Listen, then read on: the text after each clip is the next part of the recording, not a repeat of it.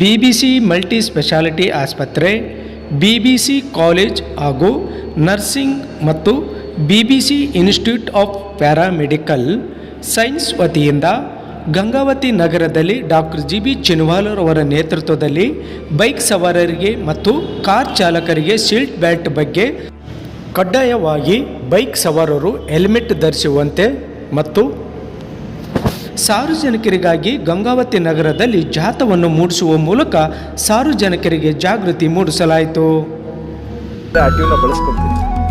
ಭಯ ಆಗ್ತಾ ಇದೆ ನಿಮಗೆ. ಲವ್ಲೆ ಬನ್ನಿ ಹೆಲ್ಮೆಟ್ ಹಾಕೊಳ್ಳಿ. ಈಗ ಬೈಕನ್ನು ಓಡಿಸೋರ್ಗೆ ಹೆಲ್ಮೆಟ್ಟು ಕಡ್ಡಾಯ, ಮಾಡಿದ್ದು ತಪ್ಪು ಅಲ್ಲಾರಿ. ಹಿಂದೆ ಕುತ್ಕೊಳ್ಳೋರ್ಗೆ ಹೆಲ್ಮೆಟ್ಟು ಕಡ್ಡಾಯ, ಮಾಡಿದ್ದು ಎಷ್ಟು ಸರಿರಿ. ಕೆಲವರು ಎಸ್ ಎಸ್ ಅಂತ, ಕೆಲವರು ನೋ ನೋ ಅಂತ, ಎಸ್ಸು ನೋ ಮಧ್ಯೆ ಇರುವ ಪ್ರೋಸ್ ಅಂಡ್ ಕಾನ್ಸ್ ಈ ಸಾಂಗು ರೀ.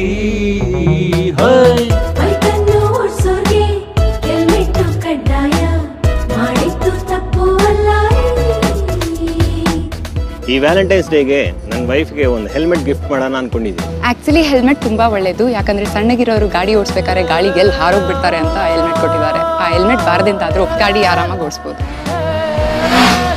ಒಂದಿನ ನಮ್ಮ ಅಪ್ಪ ಅಮ್ಮ ನನ್ನ ಎದುರುಗಡೆ ಬಂದ್ರು ಹೆಲ್ಮೆಟ್ ಹಾಕೊಂಡಿರೋ ಕಾರಣದಿಂದ ಅವ್ರು ನನ್ನ ಕಂಡುಹಿಡಿಯೋಕೆ ಆಗ್ಲಿಲ್ಲ. Thanks to helmet. ಬಾಯ್ ಟು ಪಟ. ಲವ್ ಮಾಡೋ ಹುಡುಗಿರ್ಗೆ ಚೂಡಿದಾರ್ ವೇಲಿಂದ ಮುಖವನ್ನು ಮುಚ್ಕೊಳ್ಳೋ ಪ್ರಾಬ್ಲಮ್ ಹೋಯ್ತು. ಅರ್ಧ ಹೆಲ್ಮೆಟ್ ಇಂದ ನನ್ನ ಕೇಶ ರಾಶಿ ಎಲ್ಲ ಉದ್ರೋಗ್ತದೆ ಗುರು. ಅವತ್ತು ಆಕ್ಸಿಡೆಂಟ್ ಅಲ್ಲಿ ತಲೆ ಕಾಪಾಡಿದೆ ಹೆಲ್ಮೆಟ್. ಡೀಸೆಂಟ್ ಆಗಿ ಹೆಲ್ಮೆಟ್ ನ ಹಾಕೊಂಡು ಕುತ್ಕೊಂಡ್ರೆ ಹೆತ್ತಪ್ಪ ಅಮ್ಮ ಕೂಡ ಕಂಡು ಹಿಡಿಯೋಕ್ಕಾಗೋದಿಲ್ಲ. ಹುಡುಗಿರು ಟೆರರಿಸ್ಟ್ ವೇಷಕ್ ಬಾಯ್ ಅಂತ ಹೇಳೇ ಬಿಟ್ರು ರೀ.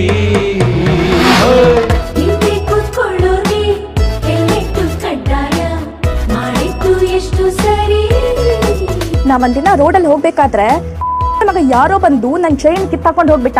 ಆ ದಿನ ಏನಾದ್ರೂ ಅವ್ನು ಹೆಲ್ಮೆಟ್ ಹಾಕೊಳ್ಳಿಲ್ಲ ಆದ್ರೆ ನನ್ನ ಕೈಯಲ್ಲಿ ಉಳಿತಿರ್ಲಿಲ್ಲ. ಮೊನ್ನೆ ನಾನು ನನ್ನ ಹೆಂಡತಿ ಪೆಟ್ರೋಲ್ ಬಂಕಲ್ಲಿ ಪೆಟ್ರೋಲ್ ಹಾಕ್ಸ್ಕೊಂಡು ಹೋಗ್ತಾ ಇದ್ವಿ. ಸ್ವಲ್ಪ ದೂರ ಹೋದ್ಮೇಲೆ ಏನೋ ಒಂದು ಡಿಫ್ರೆನ್ಸ್ ಫೀಲ್ ಆಯ್ತು. ತಿರುಗಿ ನೋಡ್ತೀನಿ, ಅದು ನನ್ನ ಹೆಂಡತಿನೇ ಅಲ್ಲ. ಆ ಅನುಭವ ಹೆಲ್ಮೆಟ್ ಹಾಕೊಂಡಿದ್ದಾನೆ. ಈ ಹೆಲ್ಮೆಟ್ ಏನ್ ಹಾಕೊಳ್ದೆ ಇದ್ದಿದ್ರೆ ಇವ್ನ ಮುಖನ್ನ ನೀಟಾಗಿ ನಾನೇ ಚಿತ್ರ ಬಿಡಿಸಿ ಇವ್ನ ಹಿಡಿದು ಸಾಯಿಸ್ಬಿಡ್ತಿದ್ದೆ. ಎಲ್ಲರಿಗೂ ನಮಸ್ಕಾರ. ಇದು ನಮ್ಮ ವಿಜಯನಗರ ಚೈನ್ ಸ್ನ್ಯಾಚರ್ಸ್ ತಂಡ. ಚೈನ್ ಸ್ನ್ಯಾಚ್ ಮಾಡೋರ್ಗೆ, ಟೆರರಿಸ್ಟ್ ಕಳ್ಳರಿಗೆ ಹೆಲ್ಮೆಟ್ ಹಾಕೊಳ್ಳೋದು ತುಂಬಾ